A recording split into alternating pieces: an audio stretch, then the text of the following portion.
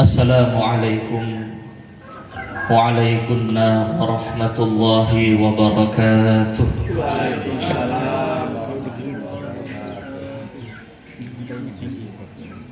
Bismillahirrahmanirrahim. Alhamdulillahilladzi atana bil wahidiyyati bi fadli rabbina. Alhamdulillahi sholatu wassalam alaika wal ali ya khairal anam. Rabbun karim wa anta dhu khulqin azim. Fashfa' lana 'indal karim. Ya ayyuhal ghawthu salamullah alaika rabbini biiznillah. Wanzur ilayya sayyidi binadrah musilatin lil hadratil aliyah. Amma ba'du. Ashabul fadilah, para alim, para ulama, para masyayikh, para kiai, para asatidz, para sesepuh, para hujjaj, para tokoh yang senantiasa kami hormati, penyiar sholawat wahidiyah, baik yang duduk di tingkat wilayah, yang duduk di tingkat cabang, baik yang duduk di Dewan Pimpinan Pusat ataupun yang duduk di majelis tahkim, yang senantiasa kami muliakan. Sahibul bait Bapak Zakaria beserta keluarga yang kami hormati, para hadirin, Bapak Ibu yang berkenan hadir, yang dirahmati oleh Allah, adik-adikku, kanak-kanak, remaja yang kami sayang. Untuk uraian tahmid tasyakkur kepada Allah Subhanahu wa ta'ala, salawat serta salam kepada Rasulullah sallallahu alaihi wasallam, salam ikraman wa ta'ziman wa mahabbatan kepada ghauthi hadzal zaman wa awanihi wa sairi awliyaillah. Perkenankan kami makmum kepada pembicara terdahulu dengan penuh harapan semoga beliau priyantun agung yang kami sebut namanya senantiasa berkenan memberikan jangkungan syafaatnya, tarbiyahnya, barokahnya, nadrahnya, doa restunya kepada kita semua, sehingga majelis mujahadah rubu'us sanah pada pagi hari ini benar-benar menjadi majelis yang menjadi sebab turunnya rahmat Allah Subhanahu wa ta'ala, membawa kemanfaatan, keberkahan kepada kita semua, sehingga kesadaran kita kepada Allah, kesadaran kita kepada Rasulullah sallallahu alaihi wasallam semakin meningkat, semakin baik, semakin bertambah. Allahumma amin. Bapak Ibu para hadirin yang dirahmati oleh Allah, Al-Imam Syihabuddin Al-Qalyubi di dalam kitab An-Nawafir pada halaman 118 beliau menceritakan bahwa dahulu kala ada seorang ulama besar yang bernama Al-Imam Abdullah ibnil Mubarak. Al-Imam Abdullah ibnil Mubarak ini termasuk golongan tabi'ut tabi'in, yaitu golongan yang menjumpai masa tabi'in. Tabi'in adalah golongan yang menjumpai para sahabat. Sahabat adalah sekumpulan orang yang menjumpai Rasulullah Sallallahu Alaihi Wasallam. Maka diceritakan oleh Al-Imam Al-Qalyubi di dalam kitabnya An-Nawadir, ada ulama besar yang bernama Al-Imam Abdullah ibnil Mubarak yang dilahirkan pada tahun 118 Hijriah. Diceritakan bahwa suatu ketika Al-Imam Abdullah ibnil Mubarak hendak pergi haji. Beliau berasal dari tanah Khurasan, suatu kota yang berada di Iran, ingin menuju ke Makkah Mukarramah untuk menunaikan ibadah haji. Maka beliau menempuh perjalanan haji dari tanah Khurasan. Sesampainya di tanah Kufah, suatu kota yang berada di Irak, beliau berhenti untuk istirahat. Karena perjalanan haji pada zaman dahulu dikendarai dengan menggunakan hayawan, tidak seperti sekarang menggunakan pesawat terbang. Maka beliau berhenti di kota Kufah yang berada di Irak. Di saat beliau berhenti di kota Kufah, beliau menjumpai ada seorang wanita tua yang sedang berada di tempat sampah, sedang mencabuti bulu-bulu dari bebek yang sudah mati.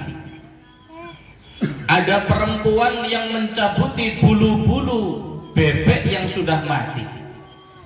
Maka Imam Abdullah ibn Mubarak di dalam hatinya menyangka bahwa bebek yang sedang dicabuti bulunya itu adalah sebuah bangkai, seekor bangkai, bukan bebek yang mati sebab disembelih.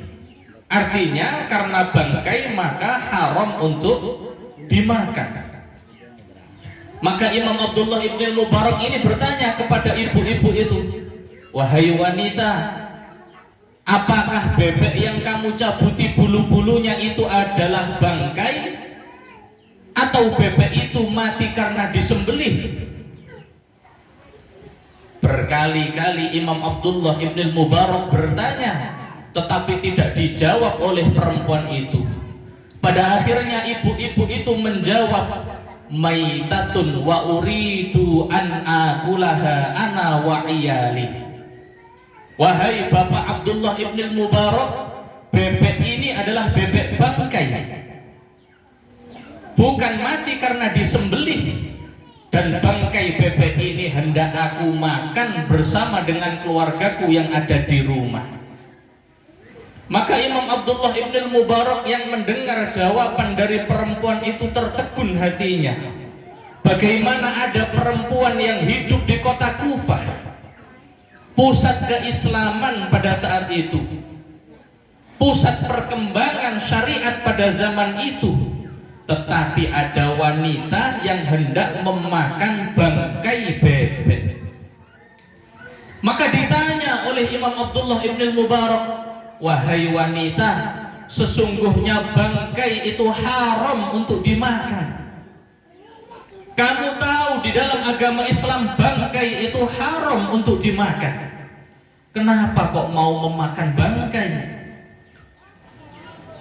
Maka wanita tersebut menjawab, "Innali atfalan walahum thalathatu ayyamin lam ajid ma ut'imuhum bih."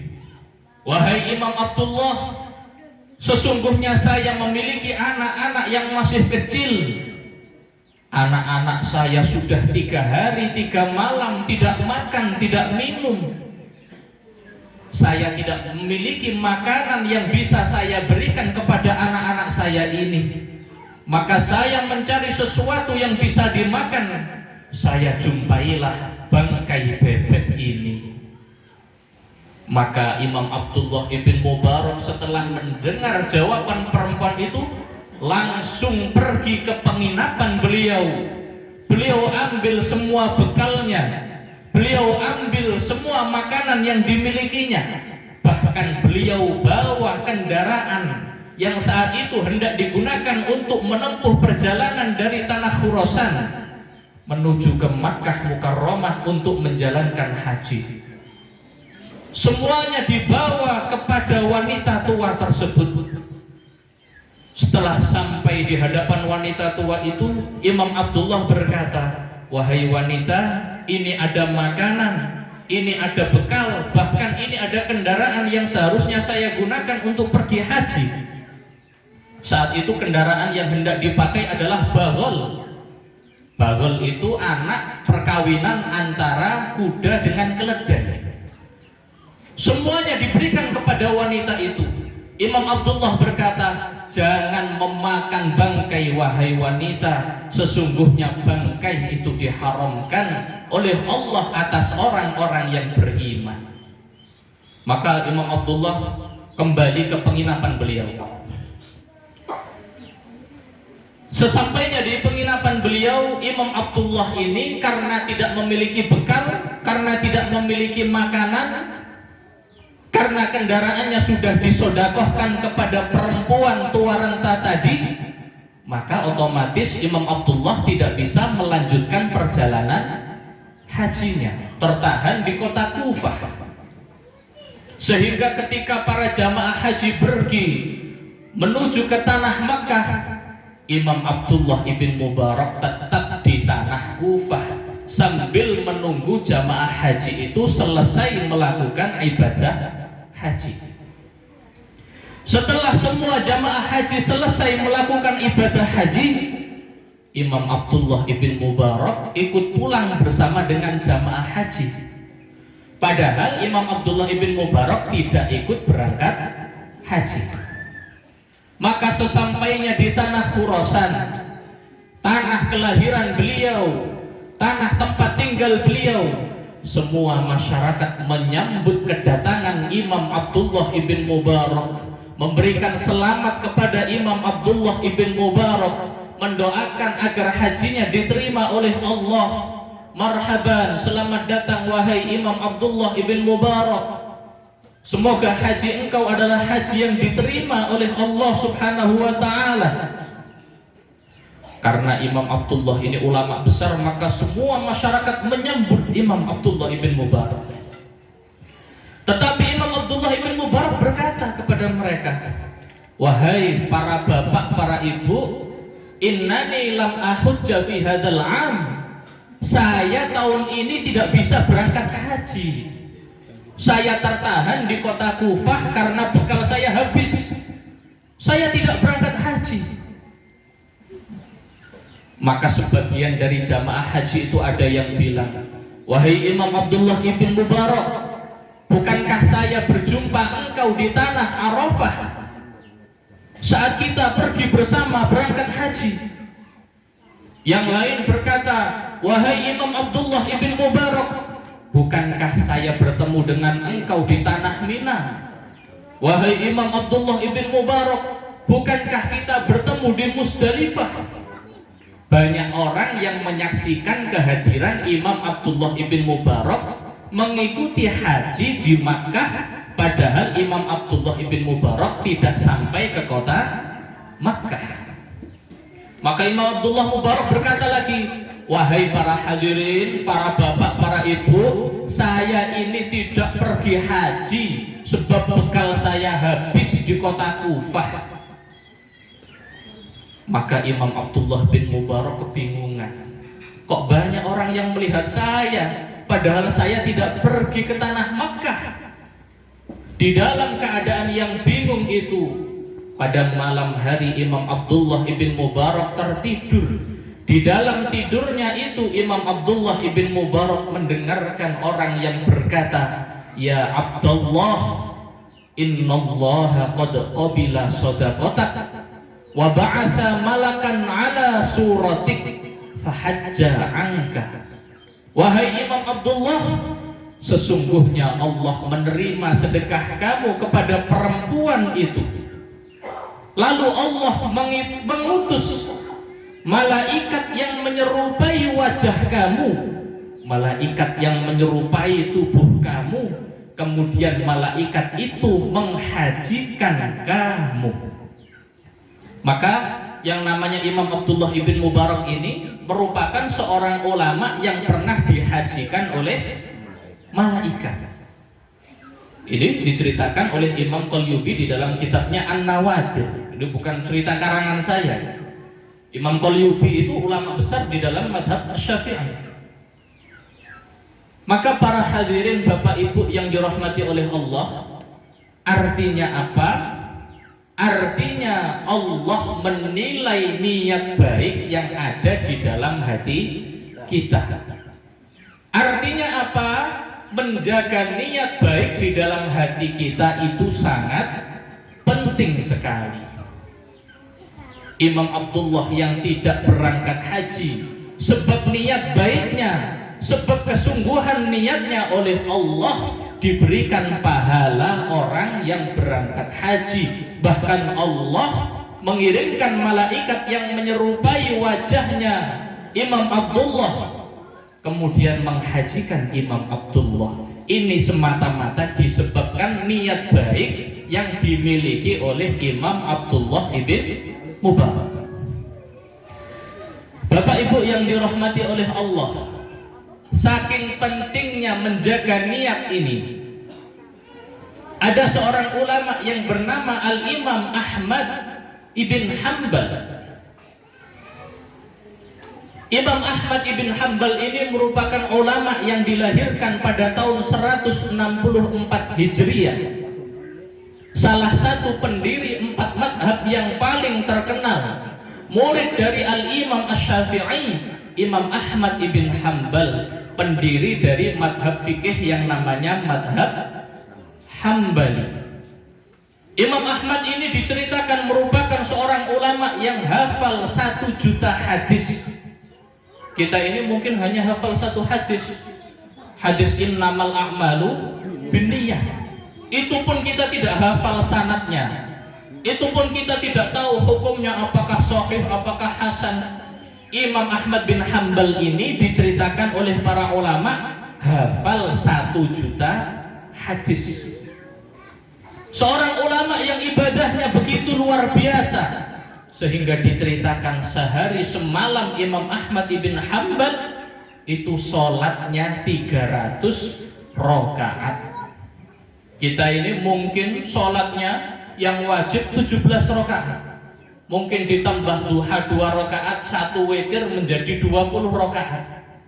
Imam Ahmad ibn Hanbal 300 rakaat setiap sehari semalam.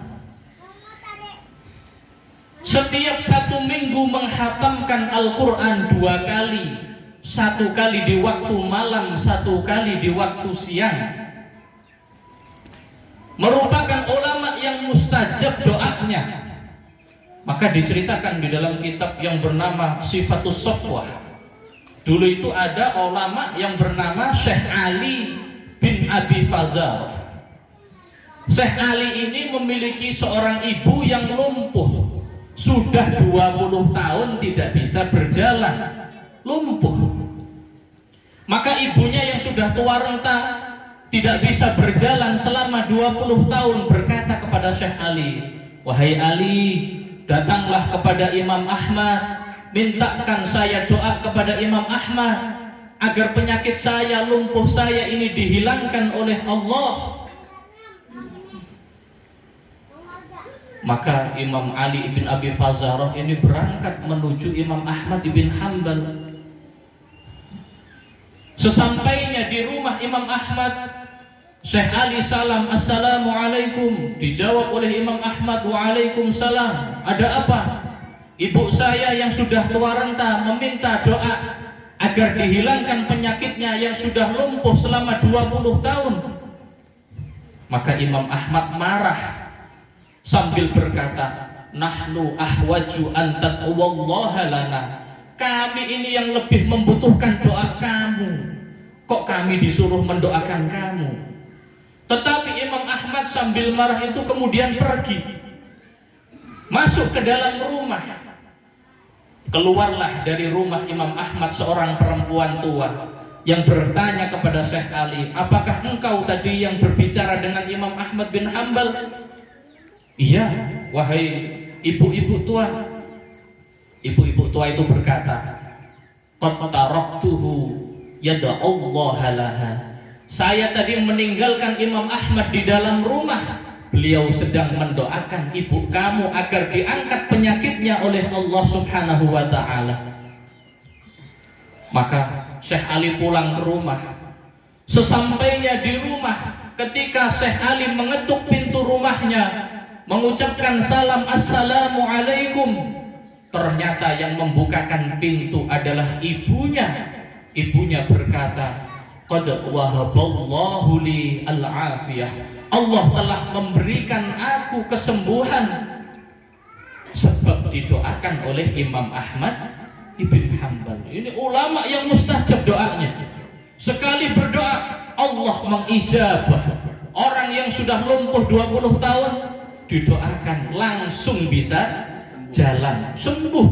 Imam Ahmad ibn Hanbal, ulama terbesar pada zamannya.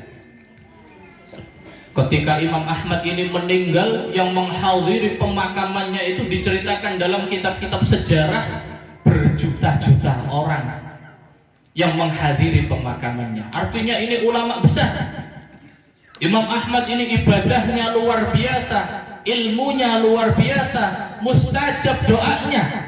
Tetapi ketika anaknya meminta pesan sebuah wasiat kepada Imam Ahmad, wahai ayahku, berikanlah wasiat kepadaku apa yang harus aku lakukan. Apakah aku harus sholat sehari semalam 50 rakaat? Apakah aku harus menghafalkan 1 juta hadis?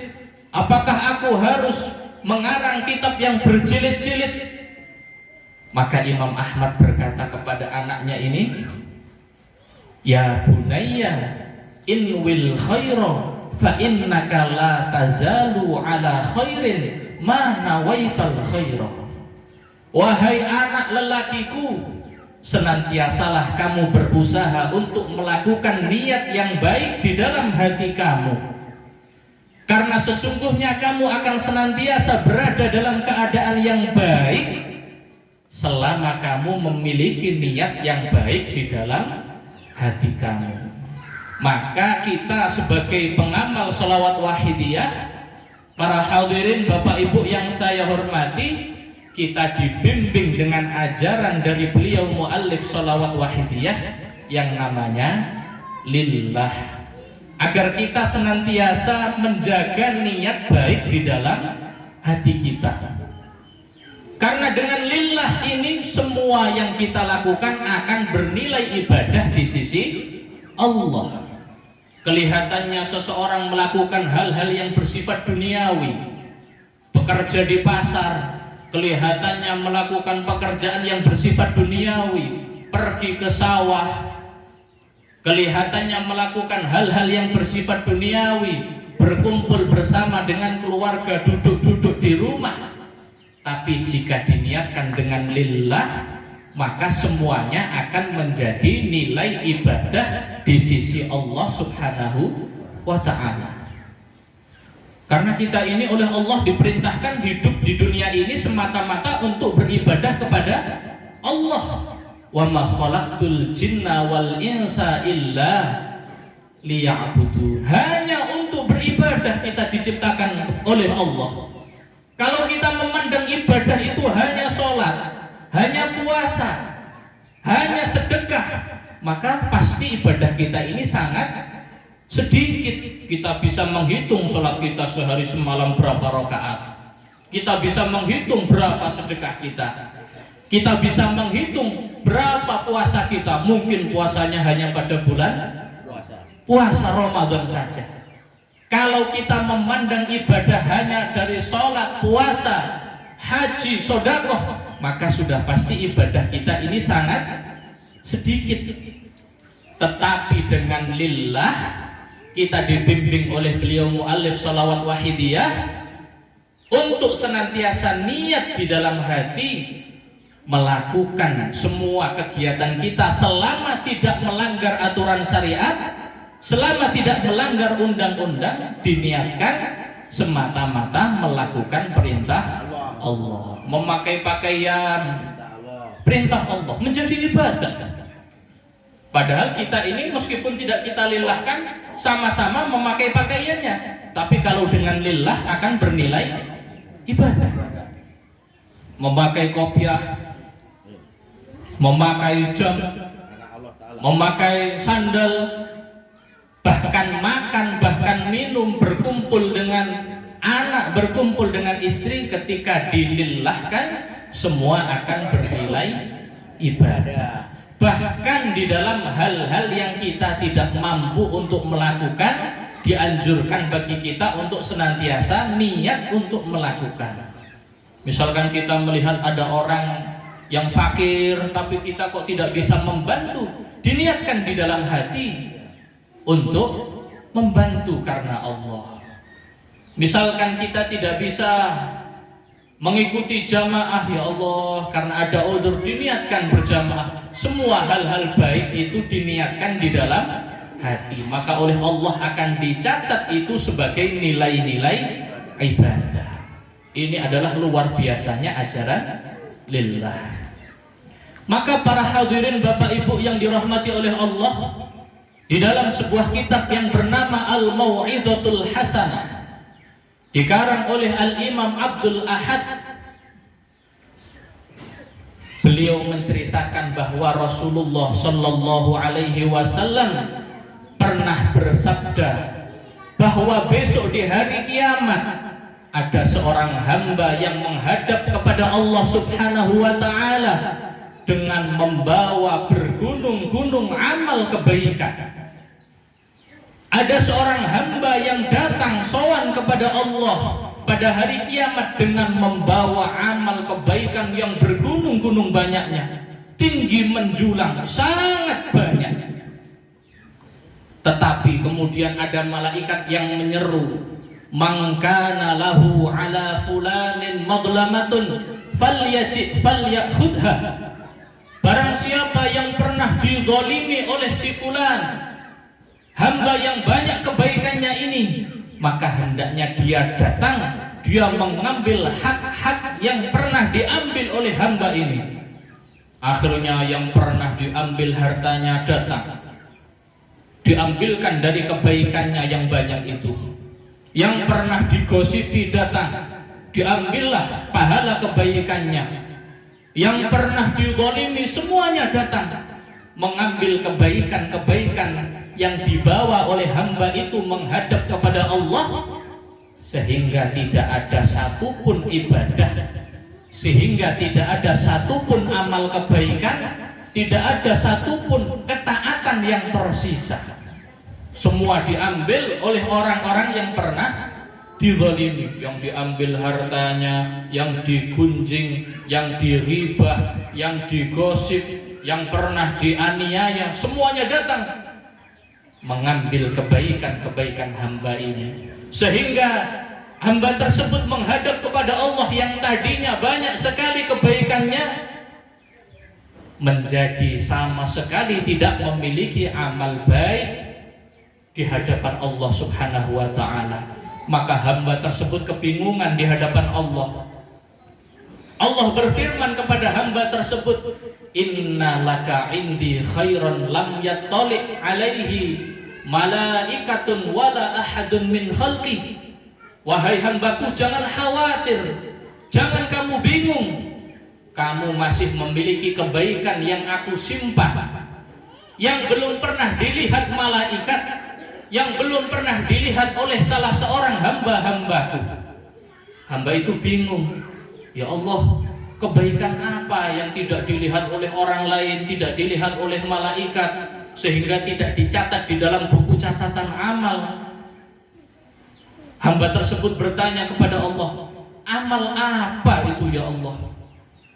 Maka hamba itu menjawab, "Niyatukal lati kunta tanwi minal khair katabtuha laka sab'ina dhi'fa."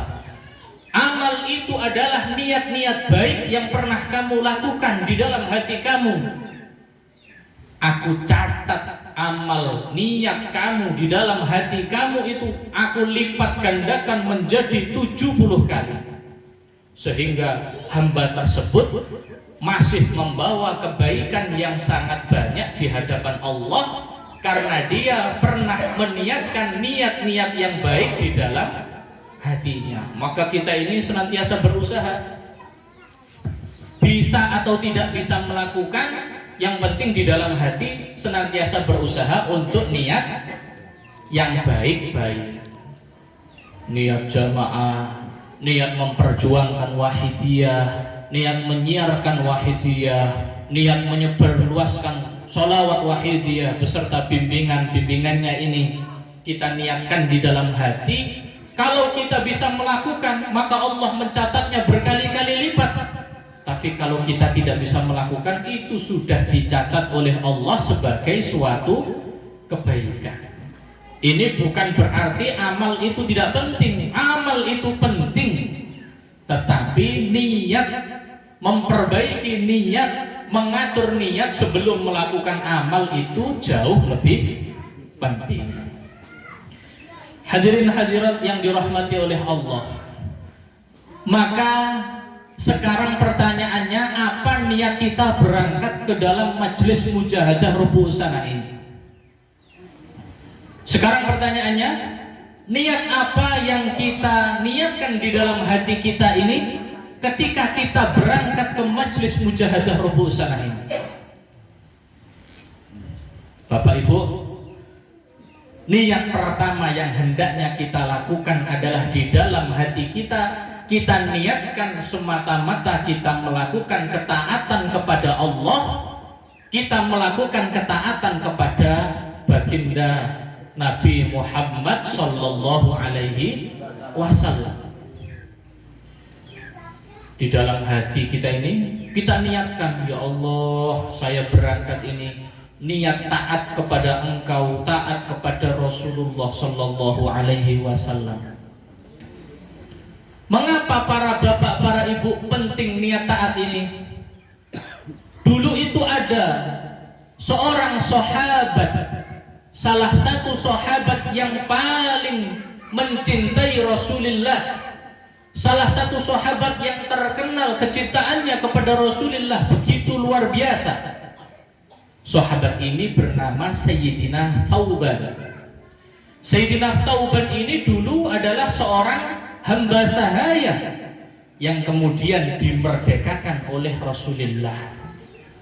Maka Sayyidina Thauban ini adalah seorang sahabat yang paling mencintai Rasulullah, sehingga beliau tidak sabar ketika tidak berjumpa dengan Rasulullah.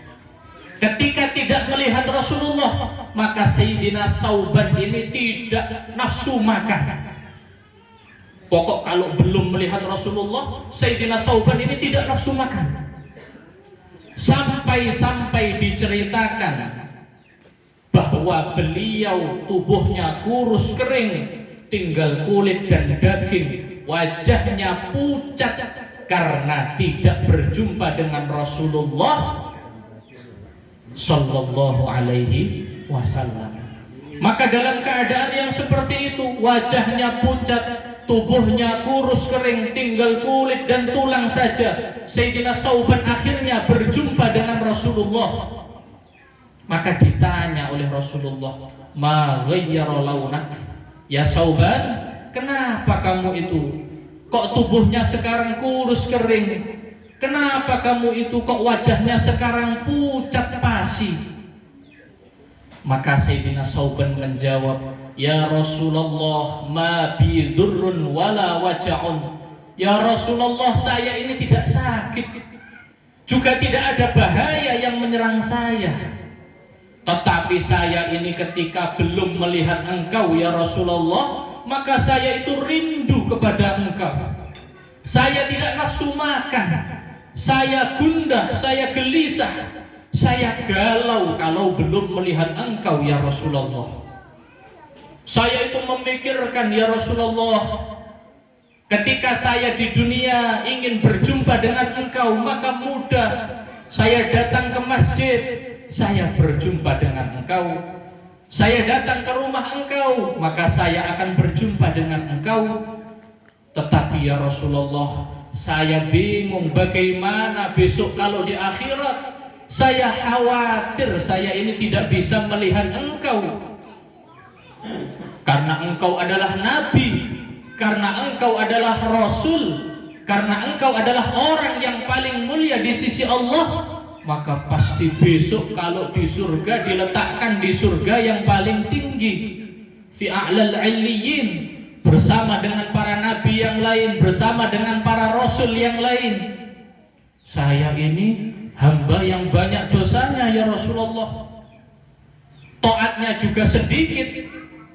Kalau saya dimasukkan ke dalam surga, maka pasti surganya adalah surga yang paling rendah. Itu pun kalau saya dimasukkan ke dalam surga.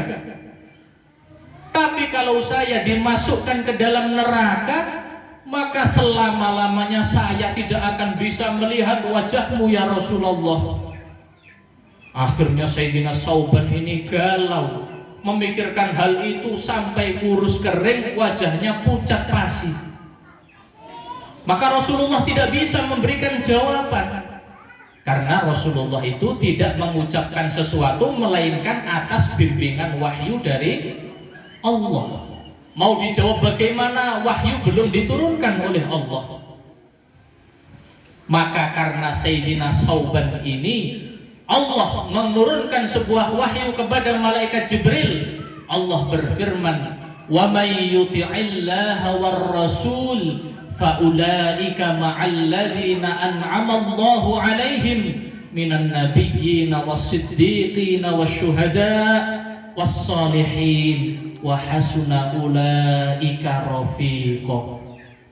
Allah menurunkan sebuah ayat Al-Qur'an, barang siapa yang taat kepada Allah, barang siapa yang taat kepada Rasulullah, maka besok di dalam surga akan dikumpulkan bersama dengan orang-orang yang diberikan nikmat oleh Allah, yaitu para nabi, para rasul, para syuhada, para siddiqin, para orang-orang soleh di dalam surga, dan sungguh mereka adalah sebaik-baik teman. Maka berkat Sayyidina Sauban ini, para hadirin hadirat Bapak Ibu, kita ini meskipun hamba yang banyak dosanya, kita ini meskipun hamba yang sedikit amal taatnya, ibadahnya, ketika kita wafat menetapi iman dan Islam sebagai seorang mukmin muslim, akhirnya dimasukkan ke dalam surga. Meskipun surganya surga terendah, kita tetap bisa berjumpa, memandang wajah Rasulullah Sallallahu Alaihi Wasallam. Maka kita niatkan, pertama kita hadir di dalam majlis mujahadah ini adalah untuk taat kepada Allah, taat kepada Rasulullah Sallallahu Alaihi Wasallam. Semoga dengan niat kita ini kelak kita dikumpulkan bersama dengan Rasulullah Sallallahu Alaihi Wasallam di surga. Amin Allahumma amin. Bapak Ibu yang dirahmati oleh Allah, niat kedua kita hadir pada majelis mujahadah ini adalah kita niatkan untuk bertolabul ilmi atau mencari ilmu. Pasti adalah sedikit-sedikit ilmu yang disampaikan. Maka kita niatkan hadir kita ini untuk mengikuti majelis tolabul ilmi, mencari ilmu. Para bapak ibu yang dirahmati oleh Allah, tolabul ilmi ini merupakan suatu amal yang begitu luar biasa. Fadilahnya, keutamaannya, kegunaannya, pahalanya di sisi Allah Subhanahu wa Ta'ala. Maka ada ulama itu yang bernama Al-Imam Fakhruddin Ar-Razi. Itu punya kitab namanya Tafsir Mafatihul Ghaib. Beliau itu menceritakan, dahulu kala pada zaman Nabi Isa alaihi salam, pada zaman Nabi Isa alaihi salam, Nabi Isa keluar dari desanya karena ada sebuah hajat. Maka Nabi Isa menjumpai ada sebuah kubur, yang mana ahli kubur dari kubur tersebut sedang disiksa oleh malaikat-malaikat azab. Karena Nabi Isa adalah seorang nabi, pintu-pintu tabir-tabir gaib mungkin dibukakan oleh Allah, sehingga Nabi Isa bisa tahu ahli kuburnya itu sedang disiksa oleh para malaikat azab di dalam kuburnya. Maka Nabi Isa berlalu saja melewati kubur itu. Setelah selesai hajat kebutuhannya, Nabi Isa hendak kembali ke desanya lagi. Maka ketika melewati kubur yang sama tadi, Nabi Isa melihat orang yang tadinya disiksa oleh malaikat di dalam kuburnya berganti dimuliakan oleh Allah dengan kenikmatan-kenikmatan di dalam kubur, diberikan kenikmatan-kenikmatan oleh malaikat rahmat. Maka Nabi Isa bingung, saya tadi berangkat, ini ahli kuburnya disiksa oleh malaikat azab. Sekarang saya pulang, kok ahli kuburnya diberikan kenikmatan-kenikmatan yang luar biasa oleh Allah. Maka ada apa ini sebenarnya? Apa yang menjadikan ahli kubur ini yang tadinya disiksa oleh malaikat azab menjadi penuh dengan kenikmatan? Maka Nabi Isa berdoa kepada Allah, meminta kejelasan kepada Allah apa yang terjadi pada hamba ini. Maka Allah mengutus malaikat untuk menyampaikan kepada Nabi Isa, "Hai Isa, sesungguhnya hamba yang disiksa di dalam kuburnya itu kemudian diganti dengan kenikmatan di dalam kuburnya itu adalah hamba yang sepanjang hidupnya melakukan kemaksiatan-kemaksiatan, siang hari bermaksiat, malam hari bermaksiat, sepanjang hidupnya hanya bermaksiat. Tetapi hamba yang bermaksiat ini ketika meninggal dunia, dia meninggalkan seorang istri yang sedang mengandung anaknya. Sampai ketika anaknya dilahirkan oleh istrinya, anaknya itu tumbuh dewasa, kemudian oleh istrinya itu dikirimkan kepada Pak Ustadz, dikirimkan kepada orang yang ahli membaca Al-Quran untuk diajari membaca Al-Quran. Sampai ketika Pak Ustadznya, gurunya mengajari Bismillahirrahmanirrahim, diikuti oleh anak kecil yang sedang belajar itu Bismillahirrahmanirrahim. Saat itulah Allah berfirman, "Istahyaitu min 'abdi an u'adzibahu fi batnil ardi binari wa waladuhu yadhkurusmi ala wajhil ardi." Allah berfirman, aku malu untuk menyiksa hambaku yang ada di dalam kuburnya, meskipun dia adalah ahli maksiat, meskipun dia adalah orang yang banyak dosanya, meskipun dia senantiasa bergelimang dengan hal-hal yang tidak baik, tetapi karena anaknya menyebut-nyebut namaku di atas muka bumi, mengucapkan Bismillahirrahmanirrahim, aku malu untuk menyiksa hambaku yang ada di dalam kuburnya ini. Maka ini adalah keutamaan orang yang belajar mencari ilmu, terlebih lagi ilmu agama. Karena mempelajari ilmu agama, orang tua yang ada di dalam kuburnya yang sebenarnya disiksa oleh Allah diganti dengan kenikmatan-kenikmatan oleh Allah di dalam kuburnya, hanya karena Bismillahirrahmanirrahim. Apalagi kita hadir pada majelis ini, bukan hanya Bismillah, surah Al-Fatihah dibaca, kita membaca sholawat, kita berdoa untuk diri kita sendiri, kita berdoa untuk jami'al alamin, untuk bangsa dan negara. Maka pasti ahli kubur kita, bapak ibu kita, kakek nenek kita yang ada di kuburnya akan sangat bergembira.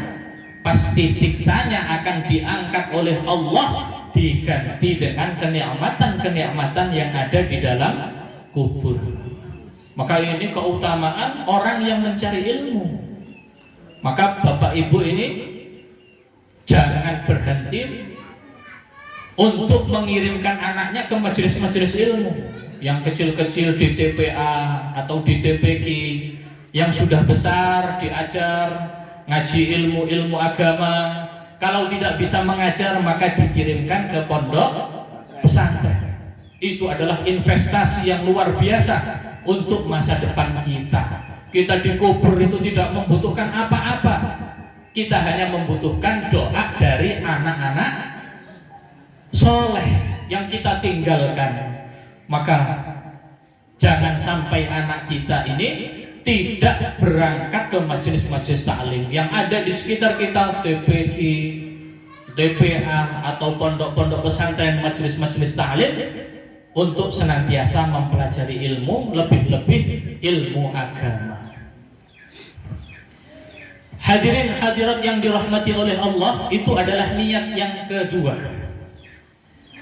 Niat yang ketiga, kita hadir pada majelis mujahadah Rubu'us Sanah ini adalah kita niat untuk menghaturkan sholawat dan salam ke pangkuan junjungan Nabi besar Muhammad sallallahu alaihi wasallam.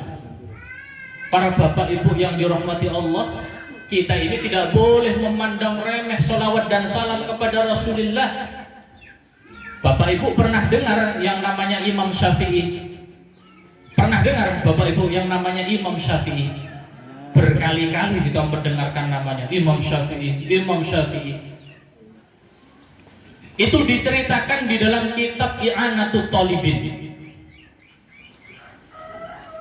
bahwa ketika Imam Syafi'i meninggal dunia, ada salah seorang muridnya yang bernama Imam Muhammad bin Abdul Hakam. Ini bermimpi berjumpa dengan Imam Syafi'i. Setelah Imam Syafi'i meninggal dunia, muridnya yang bernama Al-Imam Muhammad bin Abdul Hakam bermimpi berjumpa dengan Imam Syafi'i.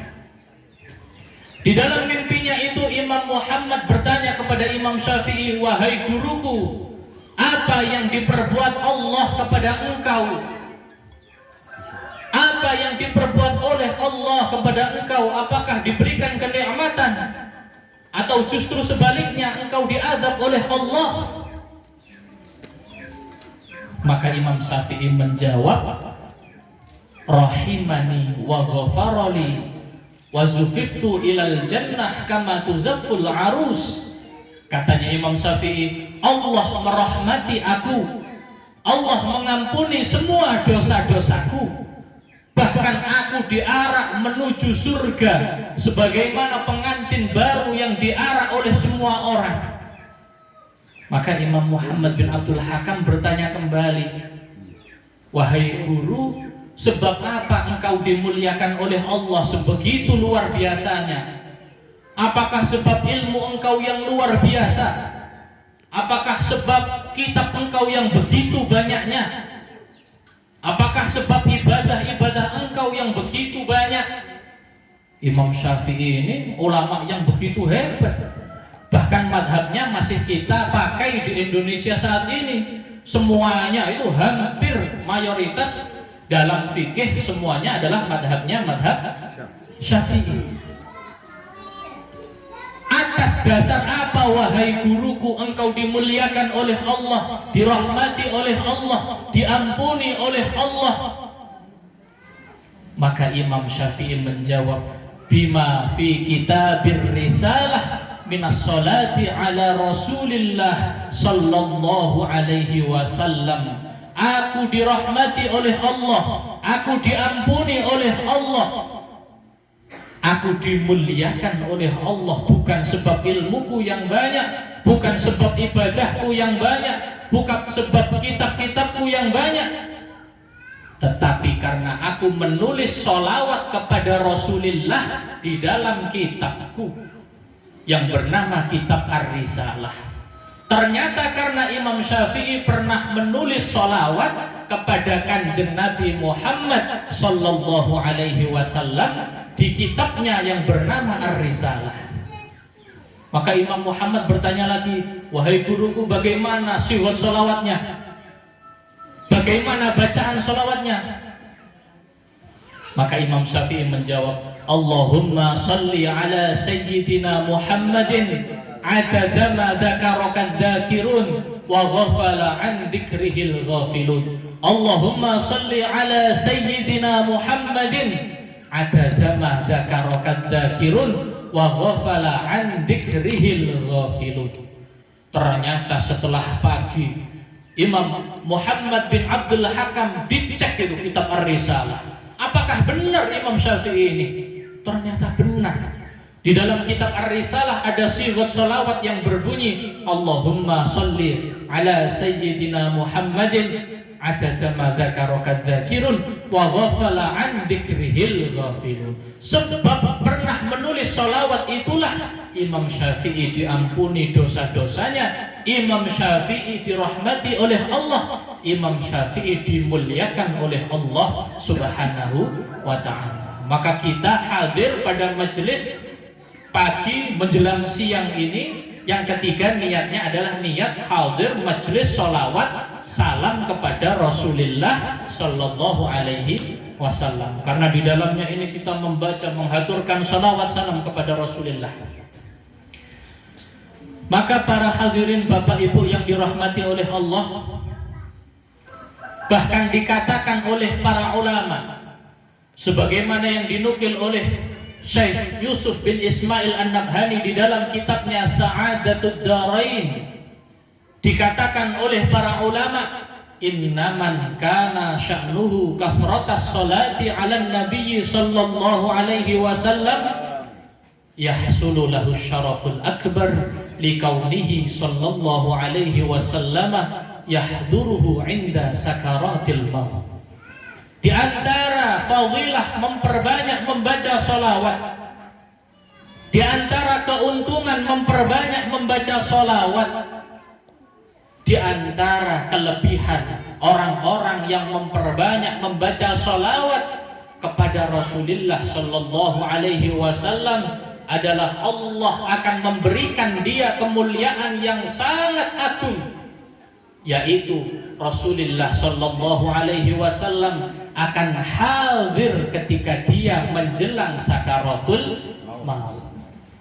Jadi orang-orang yang memperbanyak membaca sholawat kepada Rasulullah Sallallahu Alaihi Wasallam, maka besok ketika hendak menghadapi sakaratul maut, dia akan ditunggu oleh Rasulullah Sallallahu Alaihi Wasallam. Kira-kira ini Bapak Ibu, ketika Anda menjelang sakaratul maut, mau dicabut nyawanya kemudian ditunggu oleh Rasulullah, kira-kira ini itu meninggalnya husnul khotimah atau su'ul khotimah? Husnul khotimah.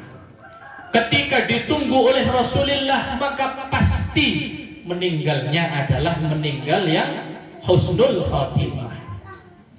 Bahkan diceritakan oleh para ulama, kita sering mendengar betapa menderitanya ketika sakaratul maut, betapa sakitnya ketika sakaratul maut.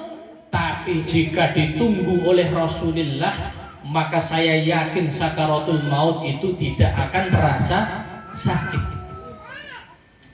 Karena dikatakan oleh para ulama, Nabi Muhammad itu jauh lebih tampan dibandingkan Nabi Yusuf.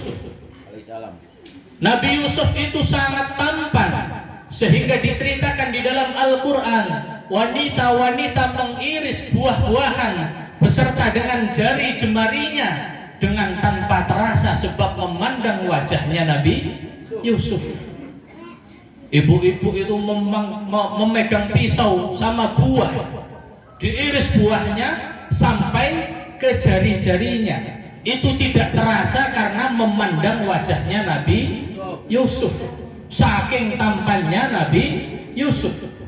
Padahal semua ulama menjelaskan di dalam berbagai macam kitab, ketampanan Nabi Yusuf itu hanya separuh dari ketampanan Nabi Muhammad Sallallahu Alaihi Wasallam. Wanita-wanita yang mengiris jari-jarinya ketika melihat Nabi Yusuf berkata, Hasya lillah ma hadza bashara in hadza illa malakun karim. Ini bukan manusia ini. Nabi Yusuf ini bukan manusia. Nabi Yusuf ini adalah malaikat karena saking tampannya. Apalagi dengan Nabi Muhammad, Nabi kita, Nabi Muhammad Sallallahu Alaihi wasallam, maka jauh sangat lebih tampan, sehingga dikatakan oleh para ulama, wa sahbu Zulaikha law ra'ayna jabinahu la'atharna bil qatil quluba 'alal aidi. Andai kata perempuan-perempuan yang mengiris jari-jarinya karena melihat ketampanan Nabi Yusuf, itu melihat ketampanan Nabi Muhammad sallallahu alaihi wasallam, maka yang diiris bukan hanya jari-jarinya, tapi yang diiris adalah hatinya, dan itu tidak akan terasa saking gantengnya Nabi Muhammad. Semua ulama itu sepakat Nabi Muhammad itu 2 kali tampannya Nabi Yusuf. Tapi orang itu sering salah paham, menganggap bahwa Nabi yang paling tampan itu Nabi Yusuf. Padahal Nabi kita ini, Bapak Ibu, adalah Nabi yang paling tampan, wajahnya melebihi Nabi-Nabi yang lain. Maka ketika sakaratul maut, orang-orang yang memperbanyak membaca sholawat dan salam kepada Rasulullah akan ditunggu, akan dihadiri, akan dibersamai oleh Rasulullah Shallallahu Alaihi Wasallam, yang sehingga wafatnya pasti akan menjadi wafat meninggal yang husnul khotimah. Amin Allahumma amin. Itu sudah menjadi ijma'nya para ulama. Tanda-tanda orang yang husnul khotimah itu pasti suka membaca sholawat. Maka kalau kita diberikan rezeki oleh Allah suka membaca sholawat, itu adalah pertanda Allah menghendaki kita wafat dalam keadaan husnul khotimah. Nah, sekarang pertanyaannya ini Bapak Ibu, berapa sholawat yang harus kita baca agar kita itu digolongkan orang-orang yang memperbanyak membaca sholawat? Berapa sholawat yang harus kita baca sehari semalam agar kita ini digolongkan sebagai orang-orang yang banyak membaca sholawat kepada Kanjeng Nabi? Maka dikatakan oleh para ulama di dalam kitab Sa'adatud Dharain, dinukilkan bahwa wa aqallul kathrah wa aqallul ikthar 300 marrah. Paling sedikit bacaan sholawat salam yang harus kita baca sehari semalam agar kita digolongkan sebagai orang-orang yang memperbanyak membaca sholawat, agar kita diberikan kemuliaan yang agung oleh Allah, yaitu dihadiri Rasulullah ketika kita sakaratul maut. Paling sedikit yang harus kita baca sehari semalam adalah 300 kali sholawat kepada Kanjeng Nabi.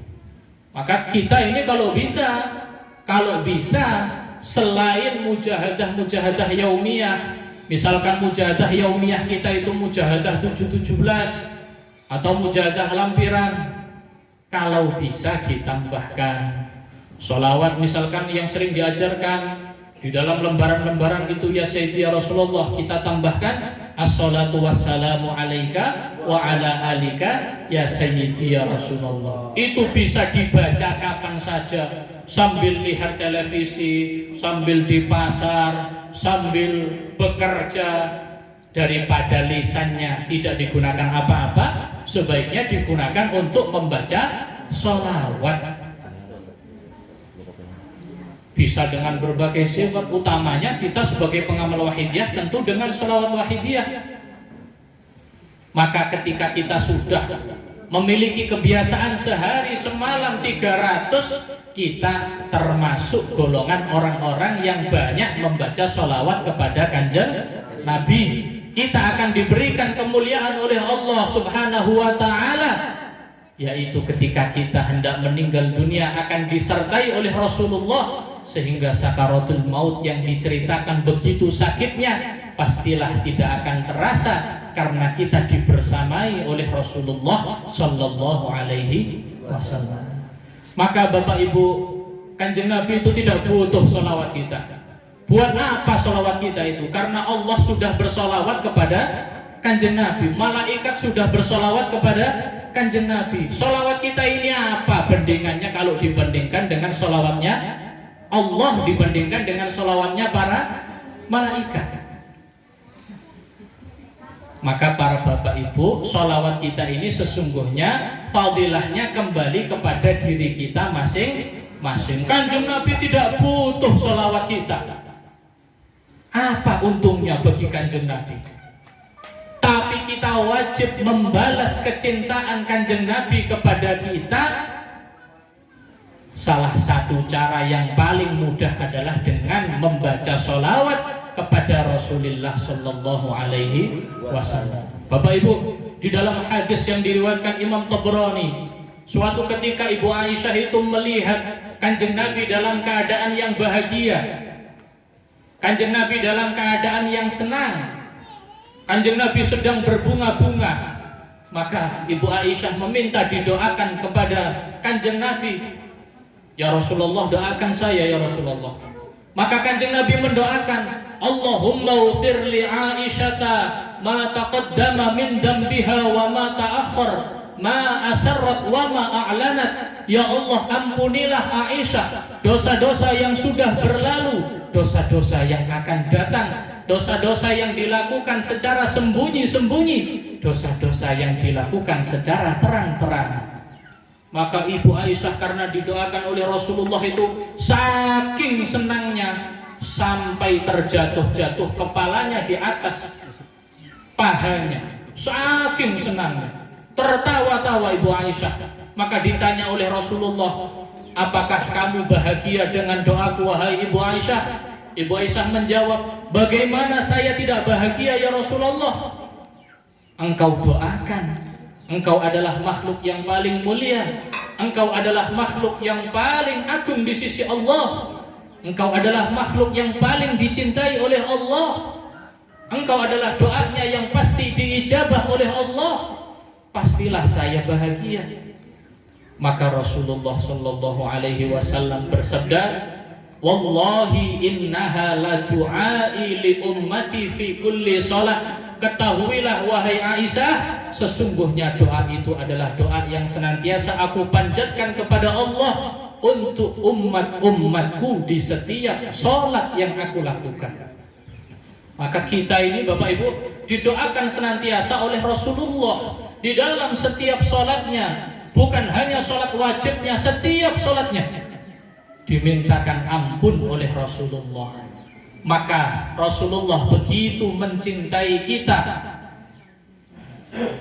maka seyogyanya kita membalas cinta Rasulullah itu, kita tidak membiarkan begitu saja cinta Rasulullah itu, kita menyambut cinta Rasulullah itu dengan memperbanyak membaca sholawat dan salam kepada Rasulullah Sallallahu Alaihi Wasallam.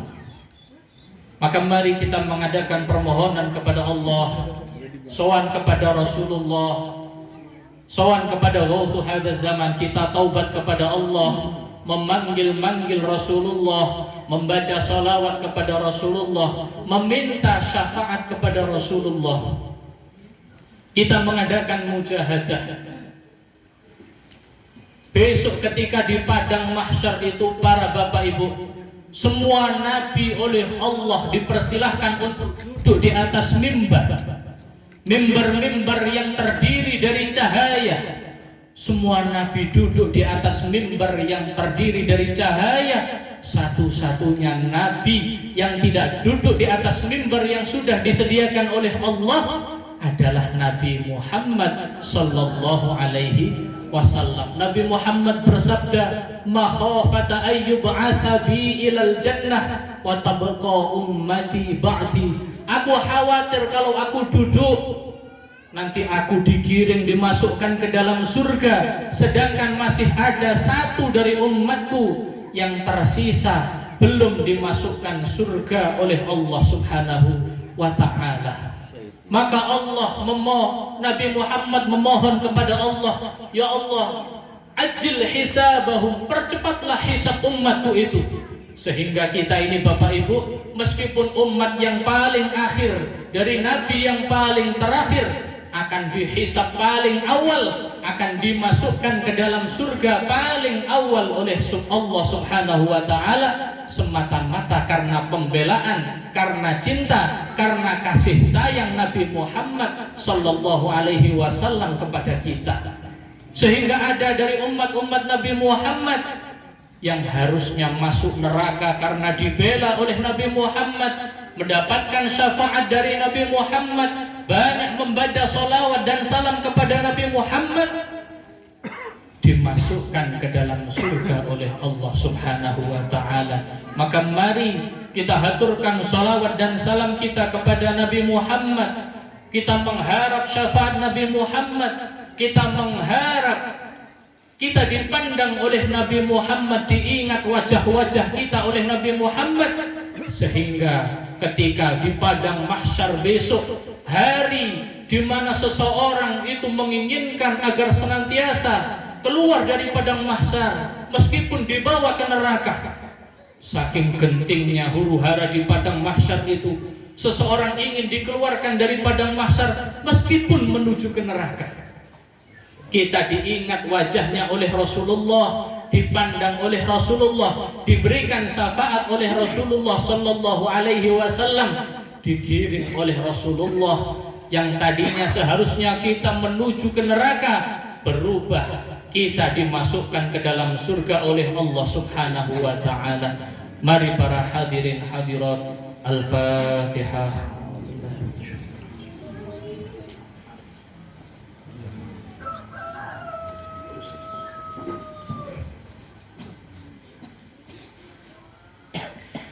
Al-Fatihah. Bismillahirrahmanirrahim. Alhamdulillah.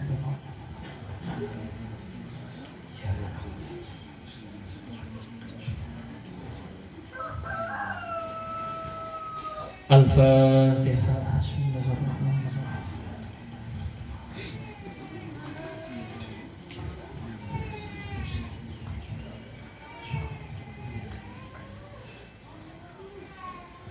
Mari para hadirin hadirat, kita tata niat kita, lillah billah kita merasa banyak dosanya. Jangan sampai kita merasa orang yang tidak memiliki dosa.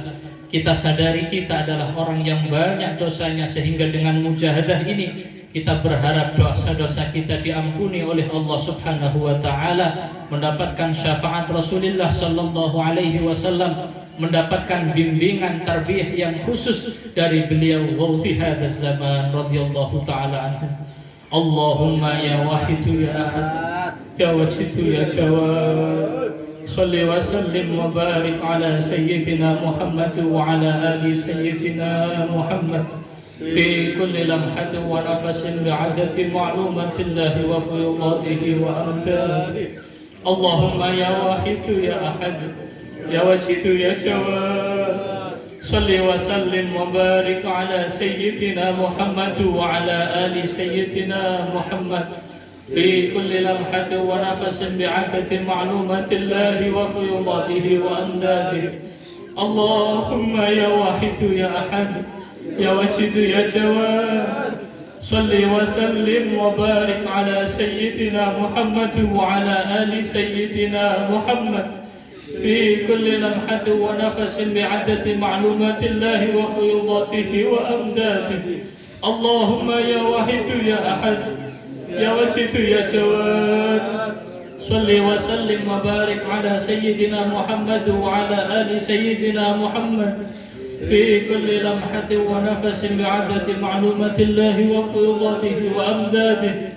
اللهم يا واحد يا أحد، يا وجد يا جواد، صل وسلم وبارك على سيدنا محمد وعلى آل سيدنا محمد في كل لمحة ونفس بعدد معلومات الله وفيضاته وأمداده.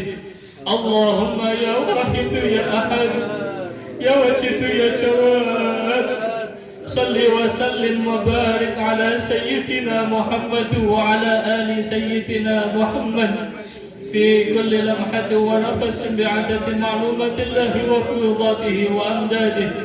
اللهم يا واحد يا أحد، يا وجد يا جواد، صل وسلم وبارك على سيدنا محمد وعلى آل سيدنا محمد في كل لمحة ونفس بعدد معلومات الله وفيوضاته وأمداده. اللهم كما أنت أهله صل وسلم وبارك على سيدنا ومولانا وشفيعنا وحبيبنا وقرة أعيننا محمد صلى الله عليه وسلم كما هو أهله.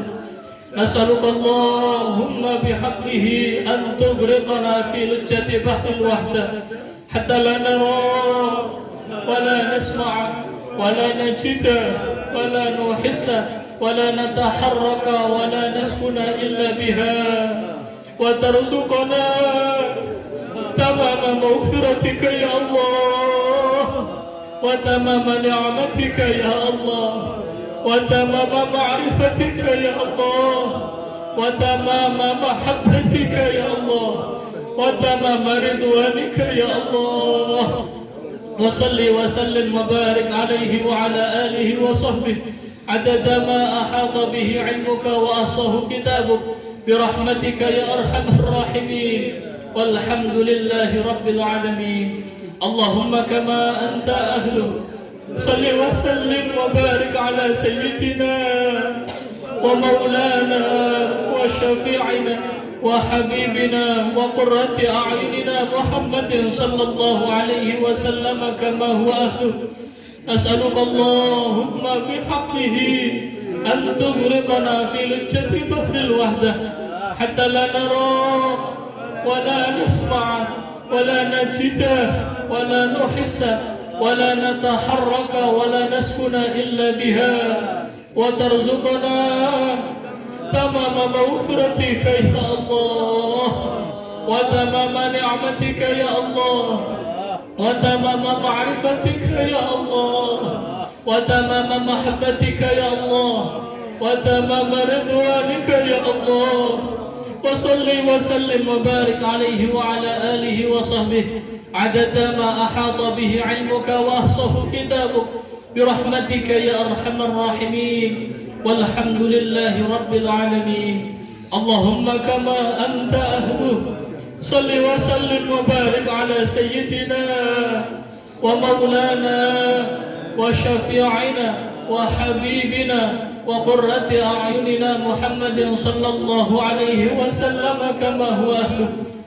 نسألك اللهم بحقه أن تغرقنا في لجة بحر الوحدة حتى لا نرى ولا نسمع ولا نجد ولا نحس ولا نتحرك ولا نسكن إلا بها، وترزقنا تمام مغفرتك يا الله، وتمام نعمتك يا الله، وتمام معرفتك يا الله، وتمام محبتك يا الله، وتمام رضوانك يا الله. وصل وسلم وبارك عليه وعلى آله وصحبه عدد ما أحاط به علمك وأحصاه كتابك برحمتك يا أرحم الراحمين، والحمد لله رب العالمين.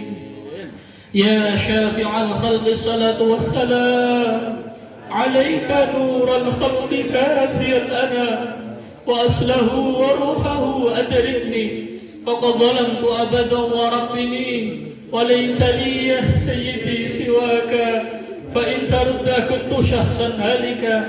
يا شافع الخلق الصلاة والسلام عليك نور الخلق هادي الأنام، وأصله وروحه أدركني فقد ظلمت أبدا وربني، وليس لي يا سيدي سواك، فإن ترد كنت شخصا هالكا.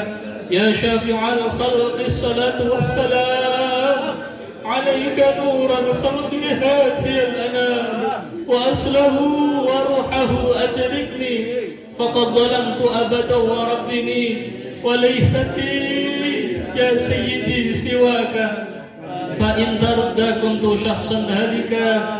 يا سيدي يا رسول الله، يا سيدي يا رسول الله، يا سيدي يا رسول الله، يا سيدي يا رسول الله، يا سيدي يا رسول الله، يا سيدي يا رسول الله يا سيدي يا رسول الله يا أيها الغوث سلام الله عليك ربني بإذن الله وانظر إلي يا سيدي بنظرة موصلة للحضرة العلية يا أيها الغوث سلام الله عليك ربني بإذن الله وانظر إلي يا سيدي بنظرة موصلة للحضرة العلية يا أيها الغوث سلام الله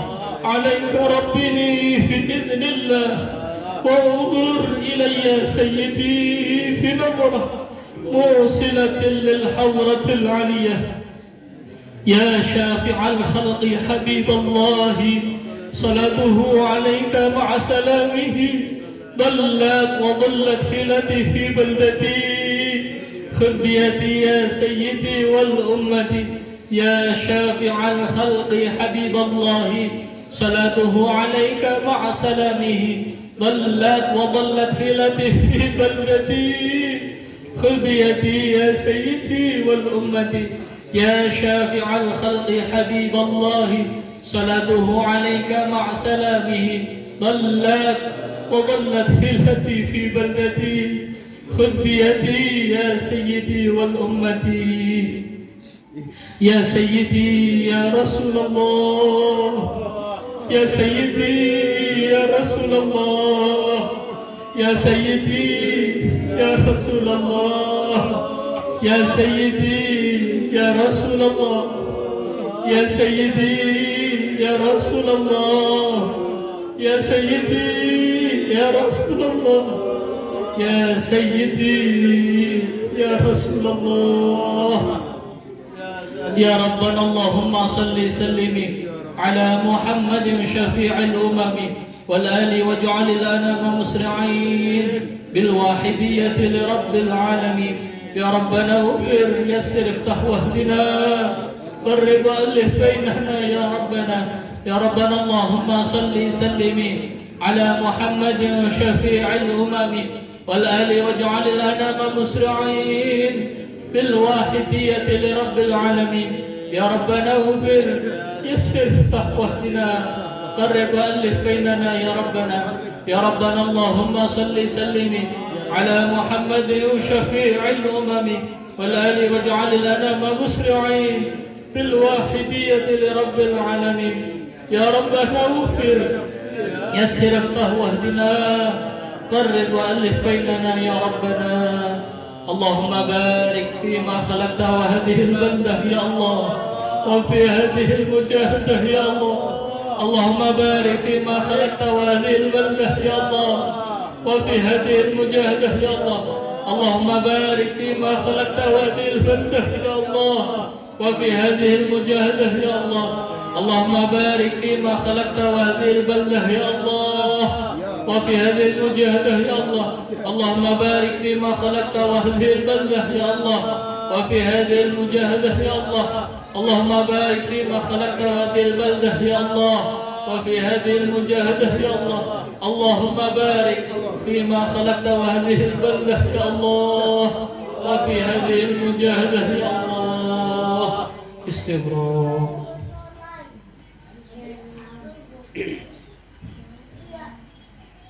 الفاتحة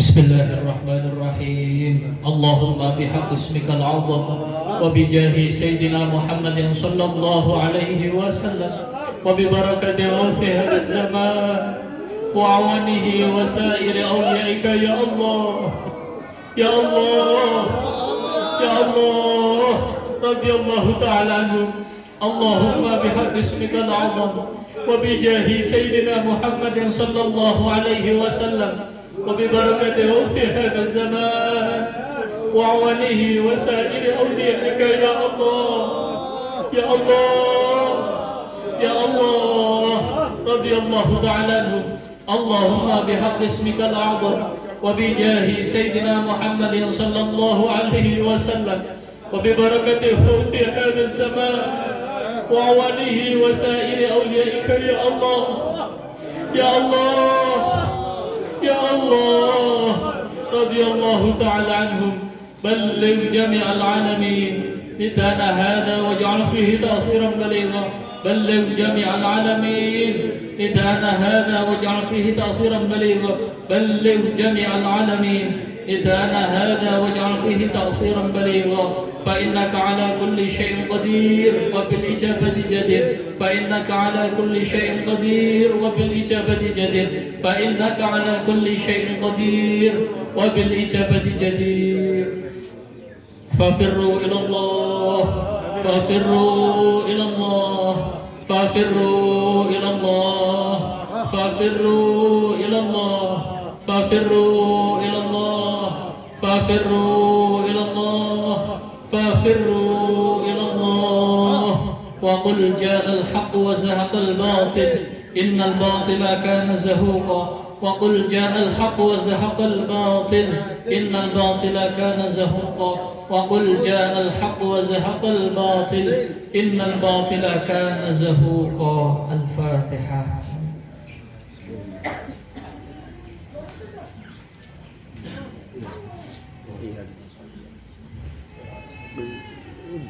Hadirin hadirat Bapak Ibu yang kami hormati, demikianlah yang bisa kami sampaikan. Pastinya banyak kesalahan dan kekhilafan, maka kami mohon maaf yang sebesar-besarnya. Wabillahi taufiq wal hidayah wa min Rasulillah sallallahu alaihi wasallam asy-syafa'ah wa min wafii hadzal zaman at-tarbiyah wan nadrah wal barakah. Wassalamu alaikum warahmatullahi wabarakatuh.